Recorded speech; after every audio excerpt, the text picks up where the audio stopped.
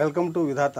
రెవెన్యూలో కింది స్థాయి ఉద్యోగిగా అంటే విఆర్ఏ విలేజ్ రెవెన్యూ అసిస్టెంట్గా పనిచేస్తూ తమ ఉద్యోగాలన్నింటినీ కూడా రెగ్యులరైజ్ చేయాలని చెప్పి ప్రభుత్వం మీద పోరాడి ఒత్తిడి తీసుకొచ్చి రెగ్యులర్గా అపాయింట్ అయినటువంటి విఆర్ఏలను రెగ్యులరైజ్ చేయించుకున్నటువంటి పోరాట యోధుడు.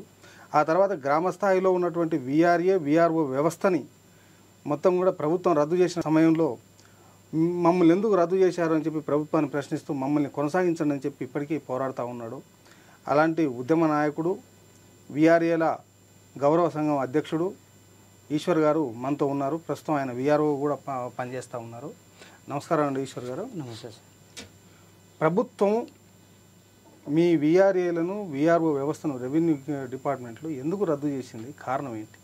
మీ పైన అవినీతి చేశారను, అవినీతికి ప్రధాన కారకులైనటువంటి అబండం కూడా గత ప్రభుత్వం మీ మీద వేసింది.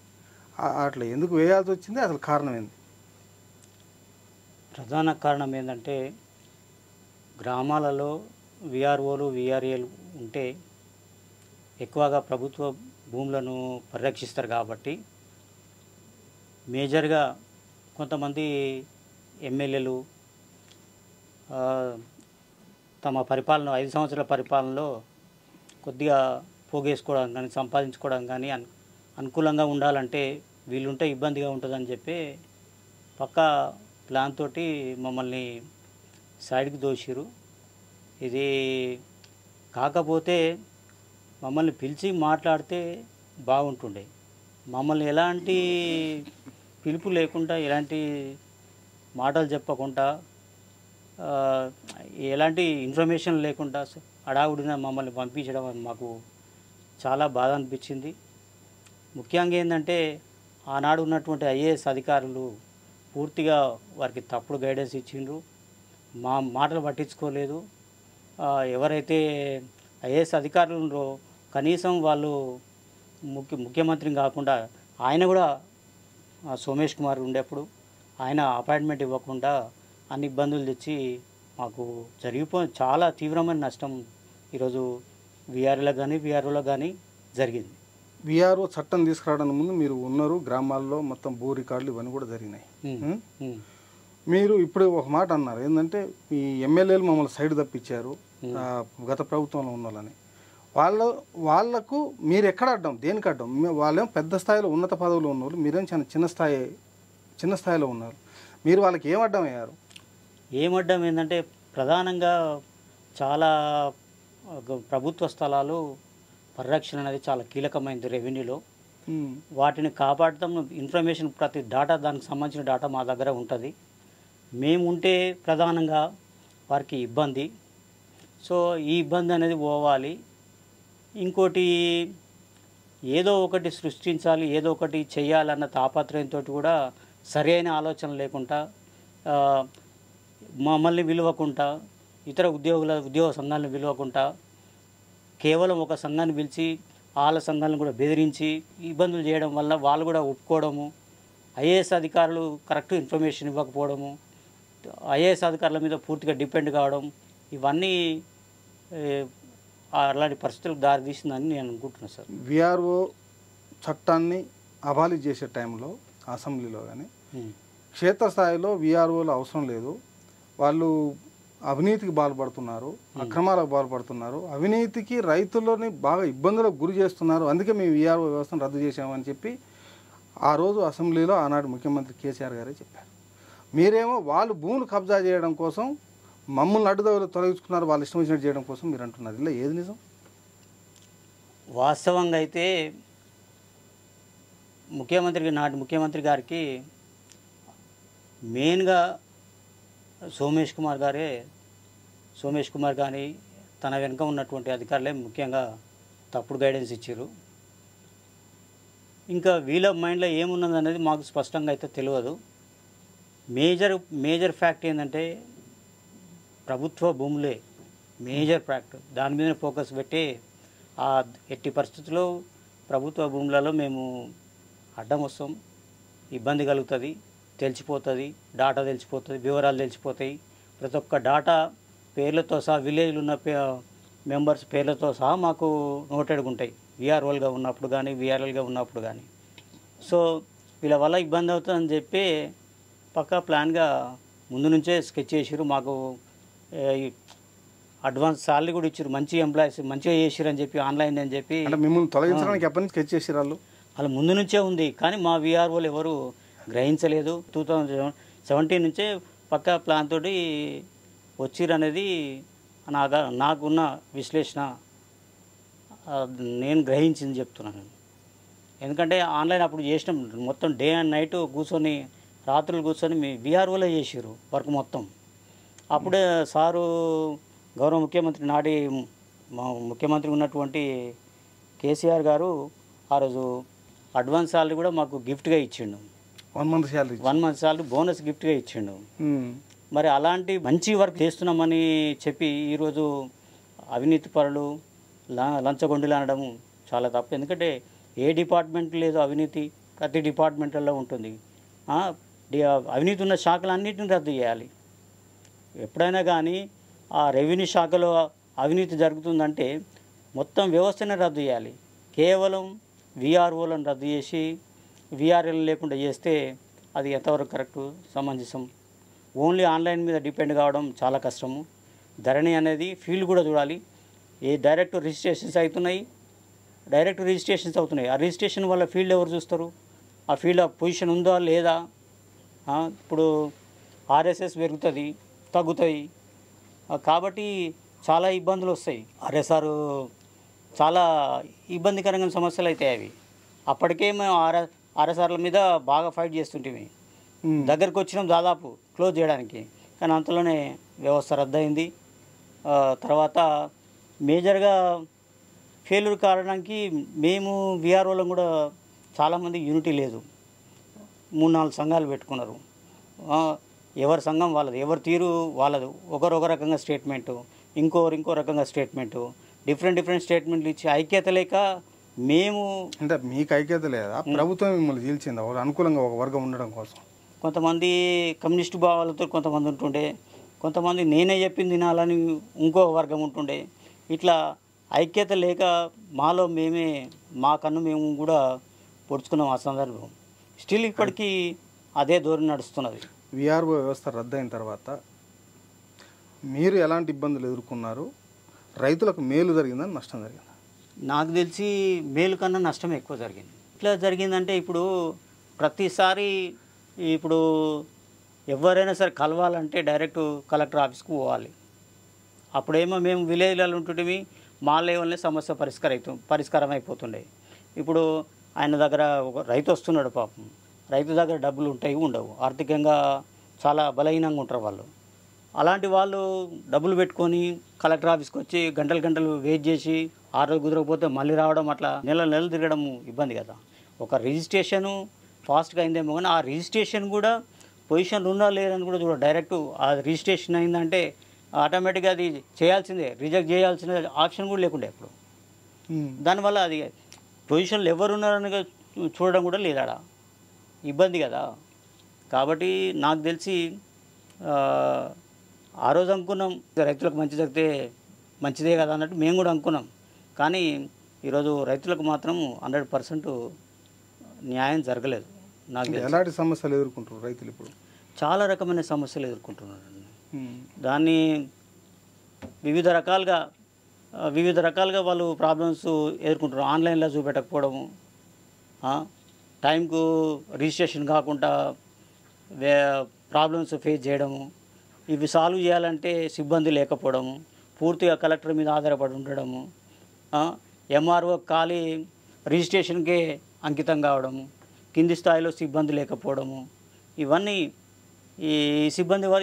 లేకపోవడం వల్ల కేవలం ఉన్నతాధికారి మీద, ఓన్లీ కలెక్టర్ మీద డిపెండ్ కావడం అనేది అది మేజర్ డ్రాబ్యాక్.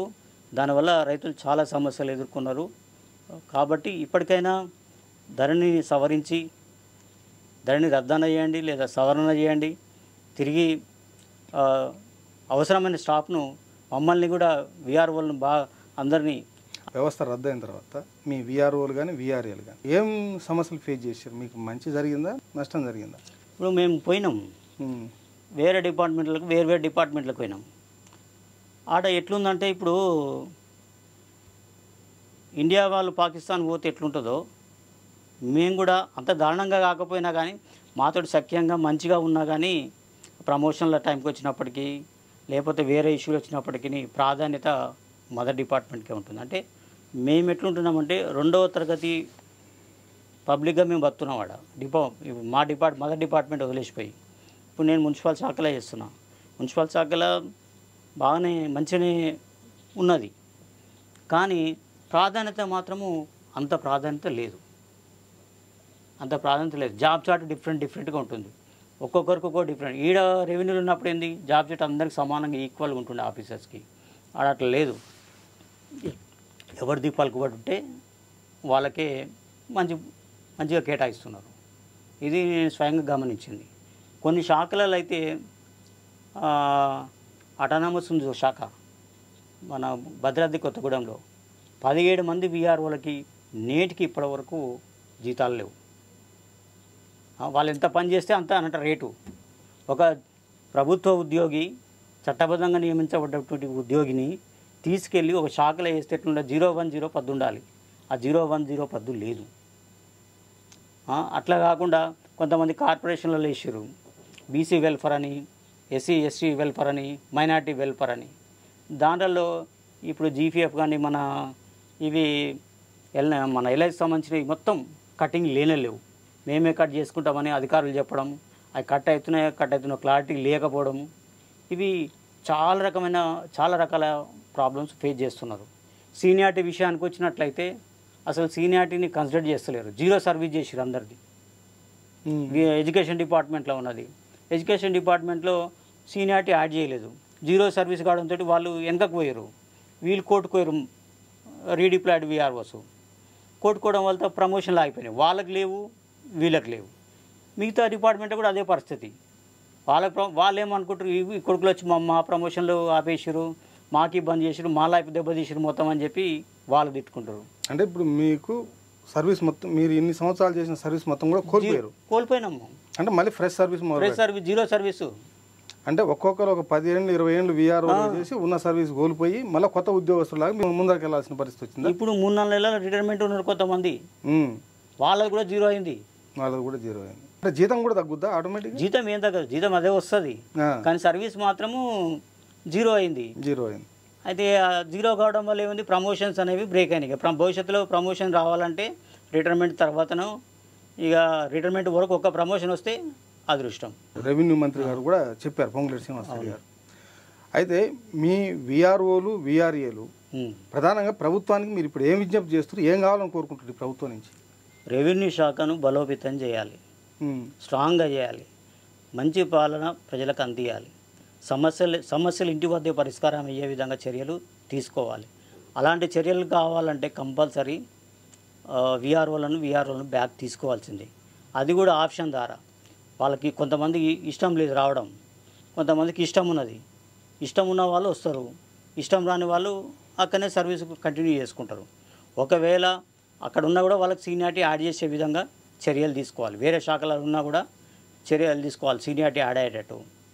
కాబట్టి మేము ప్రభుత్వాన్ని వినవించుకున్నది ఒకటే, మేము ఇప్పుడు గౌరవ డిప్యూటీ కలెక్టర్ అసోసియేషన్ లచ్చిరెడ్డి గారి ఆధ్వర్యంలోనే మేము, ఆయన డైరెక్షన్లోనే మేము పోతున్నాము. కాబట్టి ఆదేశాలను అనుసరించే మేము ఫాలో అవుతున్నాము. కాబట్టి మమ్మల్ని, మా సర్వీస్ను గుర్తించి మంచి పరిపాలన రావాలంటే ఖచ్చితంగా అవినీతి అనేది అన్ని డిపార్ట్మెంట్లలో ఉంది. కాకపోతే ఆ అవినీతిని పోయేటట్టు చేయాలి కానీ, తొలగించేటట్టు చేయాలి కానీ, పనిష్మెంట్ లాగా ఇవ్వాలి కానీ, ఇట్లా లైఫ్ మీద, కడుపు మీద, లేకపోతే మెంటల్గా కొట్టేటట్టు చర్యలు తీసుకోవద్దు. కాబట్టి ప్రభుత్వానికి విన్నవించుకున్నది ఒకటే, తిరిగి రెవెన్యూ శాఖలోకి తీసుకోవాలి. అది ఆప్షన్ ద్వారా ప్రతి ఒక్కరికి సీనియారిటీ కల్పించారు. ఎవరైతే రారని ఇష్టం ఉండదో వారిని సీనియారిటీ యాడ్ చేయడము, ఇవన్నీ. వీఆర్ఏల విషయానికి వచ్చినట్లయితే వాళ్ళని కూడా రెవెన్యూలోకి తీసుకోవాలి. ఇప్పుడు ఏ స్కేల్ ఎట్లయితే ప్రకటించారో అదే స్కేల్ మీద రెవెన్యూలోకి బ్యాక్ తీసుకోవాలి. కొంతమందికి పోస్టింగ్స్ ఇవ్వలేదు కాబట్టి వాళ్ళకు కూడా పోస్టింగ్ త్వరలో ఇవ్వాలి. ఒకటి కొంతమంది 61 ఏళ్ళ సమస్య ఉంది, 61 ఇయర్స్ దాటిన వాళ్ళకి ఇవ్వాలని చెప్పి అది కూడా కన్సిడర్లోకి తీసుకోవాలి. విఆర్ఓ పిల్లలు చాలామంది చనిపోయారు, విఆర్ఓల పేరెంట్స్ 2015 నుంచి తిరుగుతున్నారు వాళ్ళు. దాదాపు 178 మంది ఉన్నారు వీఆర్ఓలు చనిపోయిన వాళ్ళు. 2015 నుంచి ఇప్పటి వరకు వాళ్ళకి కార్మిక నియామకాలు ఇవ్వలేదు. వాళ్ళు తిరుగుతూ ఒక అబ్బాయి కూడా చనిపోయాడు. కాబట్టి మానవత దృక్పథంతో ప్రభుత్వం తక్షణమే మొదట చేయాల్సినటువంటి పని వాళ్ళకు కార్మిక నియామకాలు చేయాలి. అట్నే వీఆర్ఏ పేరెంట్స్ కూడా చనిపోయారు, వాళ్ళకు కూడా ఇవ్వాలి. వీఆర్ఏలకు సమ్మె కాలంలో సమ్మె చేసిన 80 రోజుల్లో గత ప్రభుత్వం సమ్మె వేతనాలు చెల్లిస్తామన్నది, కానీ చెల్లించలేదు. వాళ్ళకి చెల్లించాలి. అదేవిధంగా వీఆర్ఏల కొన్ని పిఆర్సీ ఏరియాస్ యాడ్ చేయలేదు. అప్పుడు మన పిఆర్సీ అందరికి కల్పించారు, ప్రైవేట్ ఎంప్లాయీస్ అయినా కూడా కదా ప్రభుత్వం అప్పుడు పిఆర్సీ ఇచ్చింది. కానీ వీఆర్ఏల విషయానికి వస్తున్నట్లయితే ఖాళీ జీతమే ఇచ్చింది వాళ్ళకు, పిఆర్సీ ఏరియాస్ కల్పించలేదు. వాళ్ళకు అది కూడా ఇవ్వాలి. అదేవిధంగా వీఆర్ఓలో కంపల్సరీ తక్షణమే ఏంటంటే సొసైటీలలో చేస్తున్నటువంటి కార్పొరేషన్లో చేస్తున్నటువంటి ఉద్యోగులను తక్షణమే రెవెన్యూలోకి తీసుకోవాలి. వాళ్ళకి చాలా ఇబ్బంది. మిగతా శాఖలలో ఉన్న ఉద్యోగులు నెలకు జీతం తీసుకుంటారు, కానీ వాళ్ళకైతే జీతం లేదు. ఆల్రెడీ ఒక వీఆర్ఓ చనిపోయారు జీతం లేక. అంత ఘోరమైన స్థితిలో ఉన్నారు వాళ్ళు. కాబట్టి తక్షణమే చర్యలు తీసుకొని ప్రభుత్వము మాకు న్యాయం చేయాలి, చేస్తారన్న నమ్మకము మాకున్నది ప్రభుత్వం మీద. కాబట్టి రెవెన్యూ వ్యవస్థ బలంగా ఉండాలంటే బయటకు పంపినటువంటి సిబ్బందిని మొత్తం తిరిగి రెవెన్యూ శాఖ తీసుకొని బలోపేతం ఆ ప్రభుత్వం ఏమో కబ్జాలు చేయడం కోసం మిమ్మల్ని తీసేసింది. ఈ ప్రభుత్వం తిరిగి ఆ భూముల్ని కాపాడడం కోసం తీసుకోవాలని మీరు కోరుతుర్రా? అదొకటే కాదు, ల్యాండ్ ఒకటే ఇష్యూస్ కాదు. ఈ ల్యాండ్ ఒక ఇష్యూ అనేది కాదు, సమస్యలు చాలా ఉన్నాయి. 20 గ్రామాల్లో దాదాపు 20 సమస్యలు తిష్టవేసి ఉన్నాయి. అందులో ఒకటి ల్యాండ్ మ్యాటర్స్ సంబంధించినవి కానీ, తర్వాత రెండోది ప్రభుత్వ భూముల సమస్య కానీ, సంక్షేమ పథకాల అమలు కానీ, అర్హులైన వారిని చేయడం కానీ, తర్వాత ఇంకా ఏంది వీఆర్ఓకి సంబంధించిన 53 రకాల విధులు ఉన్నాయి. ల్యాండ్లకు సంబంధించింది తీసేసినా కూడా మాకు 45 రకాల విధులైన ఉంటాయి కదా. ఒక 10 విధులు తీసేసినా కూడా 45 రకాల విధులు ఉంటాయి. 45 రకాల విధులు చేయడానికైనా కూడా వీఆర్ఓలు అవసరమే కదా. అంటే ప్రధానమైనది అయితే భూమే, రెవెన్యూ అంటే భూమే కదా. రెవెన్యూ అంటే భూమే, ల్యాండ్ ప్రొటెక్షన్ గట్టిగా ఉండాలంటే, మంచిగా ప్రొటెక్షన్ ఉండాలంటే సిబ్బంది అవసరమైతే ఎంఆర్ఓలకు పవర్స్ ఇవ్వాలి, పూర్తి స్థాయిలో ఇచ్చి ఒక ప్రొటెక్షన్ కూడా కల్పించాలి వాళ్ళకు. సిబ్బంది పోలీస్ డిపార్ట్మెంట్ తోటి అనుసంధానం చేసి కల్పిస్తే ఇంకా బాగుంటుంది. ఎప్పుడంటే అప్పుడు మనము ప్రభుత్వ భూములను కాపాడుకోవడానికి సిబ్బందితోటి పోవచ్చు. చాలా ఉన్నాయి ఐడియాస్ ఇవ్వడానికి, కానీ ఏనాడు మమ్మల్ని చర్చలకు పిలవకుండా మమ్మల్ని ఈ విధంగా అవమానించినా కూడా మేము నిలబడ్డాము. ఇప్పుడు వచ్చిన ప్రభుత్వం, నూతనంగా వచ్చిన ప్రభుత్వం అయినా మమ్మల్ని తీసుకుంటుందని, రెవెన్యూ శాఖలోకి మాతృశాఖలోకి తీసుకుంటుందన్న నమ్మకంతో ఉన్నాం. Thank you sir.